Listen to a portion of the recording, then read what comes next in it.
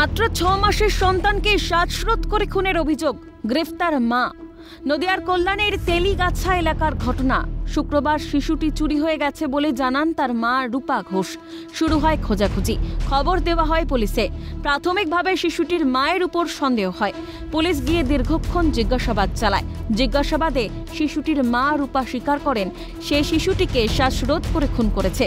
তারপর পাশের বাড়ির নির্মীয়মান সেপটিক ট্যাঙ্কে ফেলে দেন। পুলিশ মৃতদেহ উদ্ধার করে কল্যাণী মেডিকেল কলেজ এবং জওহরলাল নেহেরু মেমোরিয়াল হাসপাতালে ময়নাতদন্তের জন্য পাঠায়। গ্রেফতার করা হয়েছে অভিযুক্ত মাকে। রিলেশন ওদের ওই বাড়ির সাথে আমরা ভালো রিলেশন নেই। হ্যাঁ, কেন, কি কারণে? অনেক পারিবারিক অনেক ঝুট ঝামেলা ওদের সাথে। হ্যাঁ, অশান্তি হতো, এটা নিয়ে ওদের বাড়ি পারিবারিক নিয়ে, ওদের বাড়ি থেকে আসতো লোকজন, এই নিয়ে অশান্তি চলতো।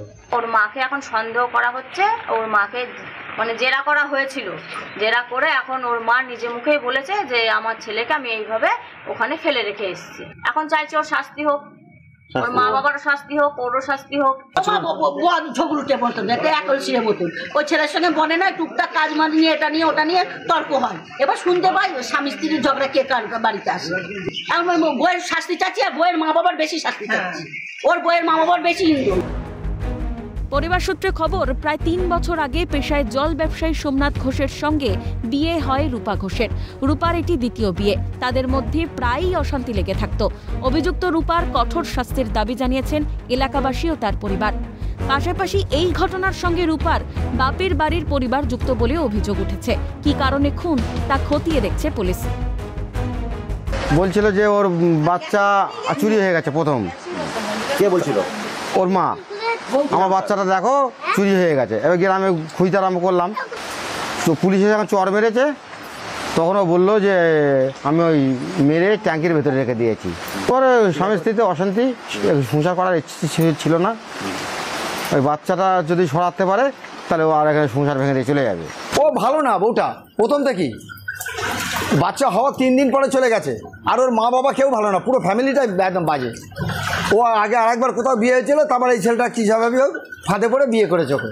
আমিও মা, আমি চাই মার শাস্তি হোক। মা, আমি মা হয়ে মার বলবো না শাস্তি হোক, কিন্তু ও যা করেছে ওর আমি শাস্তি চাই। আর মা মেয়ে ওদের দুজনের শাস্তি চাই। ওদের ফ্যামিলিও ভালো না। ওই ওই ওই মহিলার মা ও বাদ, ও আর একটা সংসার ভেঙে এসেছে, বুঝেছেন? ওই ওই যে মায়ের ওই মহিলা আর এক জায়গায় বিয়ে করেছিল, সেখান থেকে সংসার ভেঙে ওই ওই ওখানকার ওর মা বাবা সব মেয়েদের তাদের জেল তেল খাটিয়ে সব কিছু নিয়ে চলে এসেছে। কিছুদিন আগে হাসনাবাদ থানার হুলোরচক এলাকায় 3 মাসের পুত্র সন্তানকে আছাড় মেরে খুনের অভিযোগ ওঠে এক দম্পতির বিরুদ্ধে। ফের সেই রকমই অমানবিক ঘটনার সাক্ষী কল্যাণী। কিন্তু কেন বারবার ঘটছে এই ধরনের ঘটনা? শুধুমাত্র পারিবারিক অশান্তির কারণেই কি এইভাবে চলে যেতে হবে ছোট ছোট শিশুদের? নদিয়া থেকে সুবীর দাসের রিপোর্ট, ক্যালকাটা নিউজ।